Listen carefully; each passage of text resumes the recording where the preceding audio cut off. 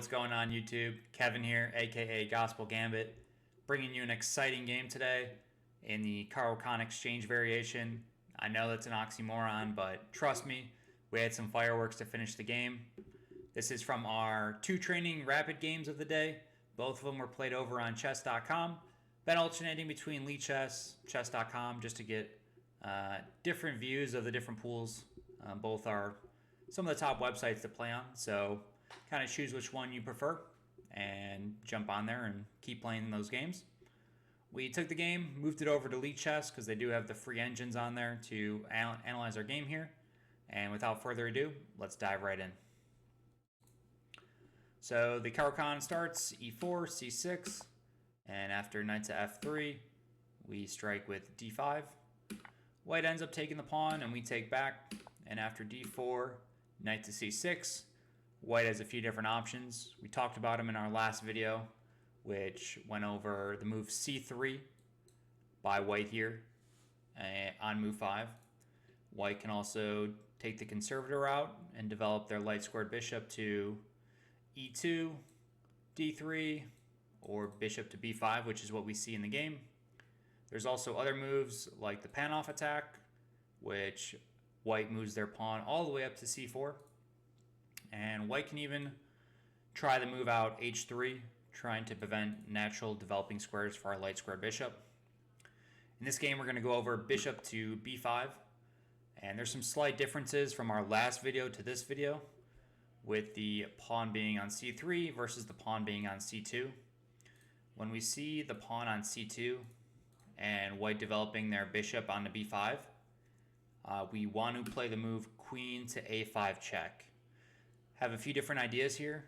First off, we're attacking white's bishop, and if they don't respond correctly, obviously we can pick up the bishop and go on to win the game. If they do respond correctly and play the move knight to c3, that's the move we're trying to induce white to play. Well, we just get a better structure out of the opening already. White's pawn on c2 is stuck behind their knight. It would much rather be on c3 or c4 in this situation, supporting his middle or attacking our center. It's going to take a few moves in the middle game or late game for white to move their knight out of the way and start their queenside attack. So we're already getting a slight advantage out of the early game, just positionally. Now we continue our natural development with bishop to g4, pinning white's knight to their queen. And after takes, white ends up castling, and we continue with the move e6. Getting our infamous pawn chain, we have our light squared bishop outside this pawn chain. We have induced white to play a weakness here with knight to c3, keeping their pawn on an awkward c2 square. We are pinning their knight to their queen, and we're ready to get our minor pieces out and complete our development and castle to the king side. Right now, the evaluation is completely dead even. We're going to have a solid game no matter what happens here, and let's continue. White attacks our light squared bishop, which is just natural, and the engine says it's completely equal. You can either take or drop your bishop back to h5. In this game, I did decide to drop the bishop back, and white continued weakening their king with the immediate g5. Obviously, we're going to move out of the way here, and we are kind of happy to see these moves. White has foregone any sort of further development with their other minor pieces or major pieces. They've weakened their king by pushing both the h-pawn and the g-pawn, giving us some targets here, and we're going to have opportunities as the game moves on to really attack white's king. After moving our bishop back, white dives right into e5 here, not only attacking our bishop on g6, but also threatening our pawn here on c6. Now, I played a move which the computer thinks is a mistake. Really, it just goes from a minus 0.2 evaluation to a plus 0.5 evaluation. Not really, I would say, a major mistake.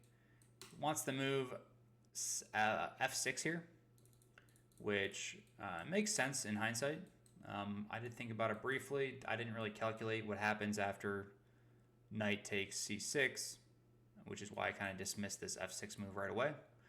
But if we play here and knight drops back to f6, we can play pretty much any sort of queen move that attacks the knight, and all of a sudden it gets very awkward. Actually, there's just no safe squares for white's light squared knight, so it's a poison pawn if they end up taking the pawn there on c6. Instead, I kind of went for this move c5. I'm trying to undermine white's bishop here in the middle. If they end up taking, we get the natural development of our dark squared bishop. You kind of see this c5 push in a lot of other Caro-Kann variations. Really, the evaluation, I mean, it's shown like a small mistake here, but we went from zeros to plus 0.5 for white. Anytime you kind of see the evaluation do that, which is maybe moves up or down by decimals, I would pretty much say like you made a fine move. Don't really worry about it. They're kind of nitpicking you. Obviously, the engine's trying to play perfectly, and we're just humans, especially club level players. We're not Magnus Carlsen at the end of the day. At this point, white continues with their pawn pushes, further ignoring any sort of piece development. And at this point, we kind of have to do a little bit of calculating. We have to see, all right, what happens if we ignore the white pawns here, and let's say we just take. What happens after a move like h5? Is our bishop safe? Well, we can see that after we take, we're going to be hitting white's knight here on c3. And if we take here, so we take, and let's say they pushed here on h5. Well, we have opportunities to take even more pawns and more material here. And if you kind of do the math, we are going to be able to get more material in the long run. So white ends up taking back with their queen, and it gives us the opportunity to develop another piece here with tempo. And we develop our dark squared bishop with to the square c5, hitting the queen, obviously supported by our queen here. And it gives us 2 moves away from castling, depending on how white responds. White played a tricky move here, queen to f4, threatening some possible checkmates if we're not too careful here. If we, I don't know, develop our pieces incorrectly, white's going to have this move h5, trying to scare away our bishop, and take on f7, and then possibly slide over to d7 for a checkmate. So at this point, I played a move which I thought was kind of not tricky, but I thought pretty solid. I ended up playing the move h6, which, like I said, the computer, we go from negative 0.7 to positive 0.7. So not the worst move in the world. Well, if we turn on the engine here, it does want f6. Kind of kicking this knight away. Our e6 pawn isn't really being hit right now by any sort of pieces from white. And if we trade here, well, we have a nice solid structure in front of our king. We're going to develop our pieces, tuck our king here on f6, and either use this open h file or just play a nice and safe game, putting some pressure on white's king. Again, we can see that this c pawn is kind of awkward. If we do end up going into this sort of variation, there's going to have to be moves to get out of the way for white to even start pushing their pawns along the queen side. We did not go into that variation. Some other ideas were to play the move bishop to d6, pinning white's knight to their queen, as well as the immediate knight to e7. This gave me a little bit of the heebie-jeebies, as I couldn't really calculate too far after this. Again, that f6 move, you just kind of have to see it and go further in there.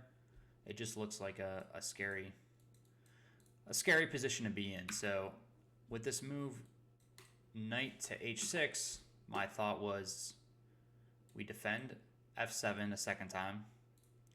After the move h5, we're able to take the pawn on c2. And if white ends up pushing g5, which they do end up going in the game here, well, we can slide our knight onto f5, and it's just going to be a solid rock there. There's no more pawns here on the g file or the e file to disturb it. We have some support from this bishop coming back to the pawn here, and we'd be able to castle kingside and complete our development up a pawn and going into the middle game pretty happy. So after the move knight to h6, white does end up playing h5. We snap the pawn off. They push g5 here, which I did expect. And at this point, this is one of white's major blunders. We slide our knight into f5, and we're feeling super comfy.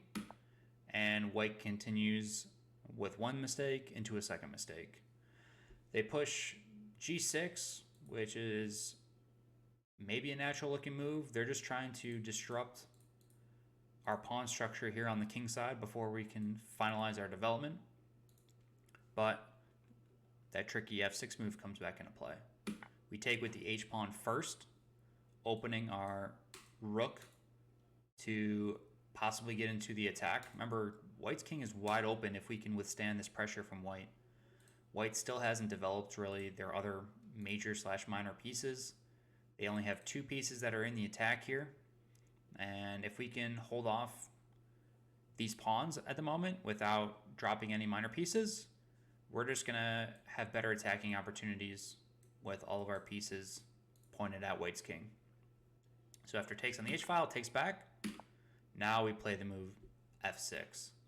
And as you can see, the evaluation has already jumped up to -4.5 and getting close to -5 if we let it keep running. At this point, white does dive in with their knight to f7, which is totally fine. At this point, we're not really looking to castle. We're looking to use this h-file with our rook to put maximum pressure on white's king. And kind of a similar move that we saw in a video 2 videos ago with the Lionheart Gambit playing from the white side of the pieces. That's a gambit where we give away our b-pawn to get early access to our rook against the Scandinavian.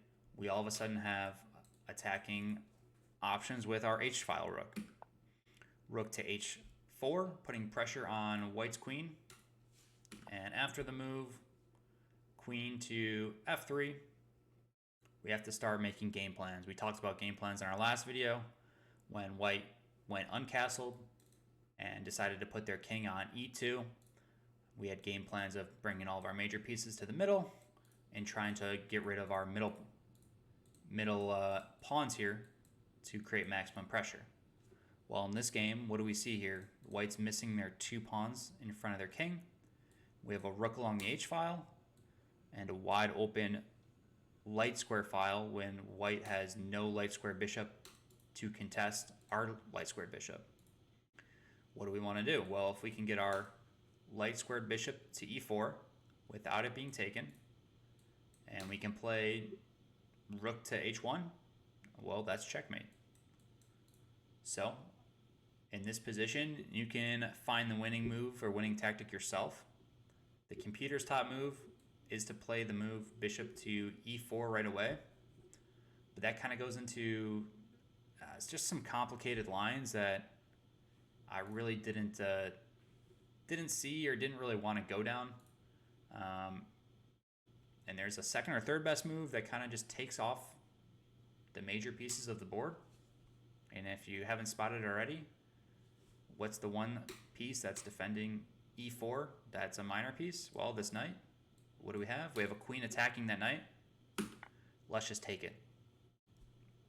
Now, before playing this move, obviously we got to do some calculations. What happens if white takes back with the queen? As you can tell, it's already mate in 4. We play our light squared bishop. This pawn is pinned to black's king. So now that's also another thing you have to see here. If we're going to take on c3 with our queen, we have to make sure that white doesn't have this move f3 after their queen has moved off the square. So this bishop is playing an integral role in this checkmating pattern. And pretty much the only way to do is white's going to have to sacrifice their queen and then play some random move and be checkmated. All right, so that's one way white can take back. Obviously, they can take back with the pawn. And in this case, we can play the move bishop to e4 anyways. And here, the computer gives a few different options. It can take here on e4. And as you can see, we're going to have ideas of picking up this g-pawn and eventually winning this knight. This pawn is totally undefended on a light square. We have ideas of checks with the option of picking up the pawn after. And this knight is going to have a tough time running away here. A lot of the lines have the knight going into h8 and then us picking it up with one of our rooks after this pawn is dropped. So white could have gone in for a variation like this. They have to kind of get their king out of the way. This bishop's still undeveloped. This rook's still undeveloped. We're going to be picking up a few more pieces from white and eventually just going to have a crushing win in the end. Now, in the actual game, we took, and white ended up, for some reason, taking this pawn on d5, which also just leads to mate in 4 after we take back. I missed this idea, was we can just play check, and after queen back, bishop to e4, knight to d6. White has nothing better to do than just take our pieces as we deliver checkmate. So that's not what I did. I ended up just taking the pawn with e takes d. And after white takes our queen back, we end up dropping our bishop back to e4, which is our game plan the entire time. And let's say white moves their rook over, checkmate. If here, checkmate in 7, or we can just take back with the knight and continue our checkmating pattern down the h-file. So a super exciting game, kind of a explosive finish here. I know the Caro-Kann is kind of known for being a boring opening. I play a lot of explosive openings from the white side of the pieces, and then I choose this kind of super boring opening from the black side of pieces to play. But it really allows you to counterattack when white overreaches, and we had an incredible game here with an awesome finish in the end. I'll show you the teletape here as we finish up. Please join us on Skool.com. That's SKOOL.com. The community on there is called Gospel Gambit Chess. We have a bunch of chess players looking to improve all around the club level. On there I have study plans for you, my opening recommendations, as well as just general support from a great community. We'd love to have you on there. It's free to join, free to be a part of, and hopefully you guys have a great rest of your day. See ya.